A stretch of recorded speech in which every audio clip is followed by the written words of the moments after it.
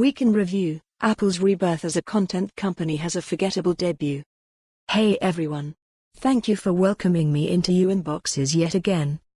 Hope you all had a wonderful Thanksgiving. After dodging your inboxes for a couple weeks as I ventured off to China for a TechCrunch event in Shenzhen, I am rested up and ready to go. If you're reading this on the TechCrunch site, you can get this in your inbox here, and follow my tweets here. The big story.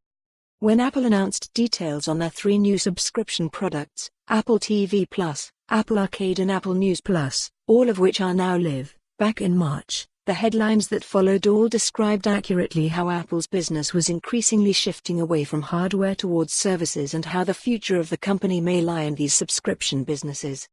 I largely accepted those headlines as fact, but one thing I have been thinking an awful lot about this week is how much I have loved Disney Plus since signing up for an account and just how little I have thought about Apple TV Plus despite signing up for both at their launches.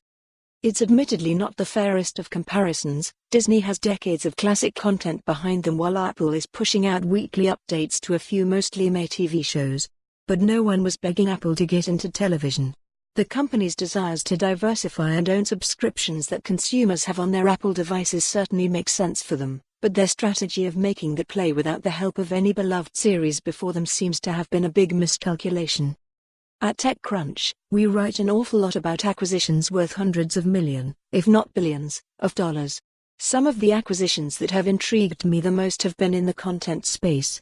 Streaming networks are plunking down historic sums on series like Seinfeld, Friends, and The Big Bang Theory. The buyers have differed throughout these deals, but they have never been Apple. That's because Apple isn't bidding on history, they're trying to nab directors and actors creating the series that will be the next hits. And while that sounds very Apple, it also sounds like a product that's an awfully big gamble to the average consumer looking to try out a new streaming service.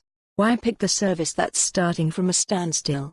Apple has ordered plenty of series and I have few doubts that at least one of the shows they plan to introduce is going to be a hit, but there isn't much in the way of an early favorite yet, and for subscribers that haven't found the one yet, there's very little reason to stick around. Other networks with a half-dozen major series can afford a few flops because there's a library of classics that's filling up the dead space.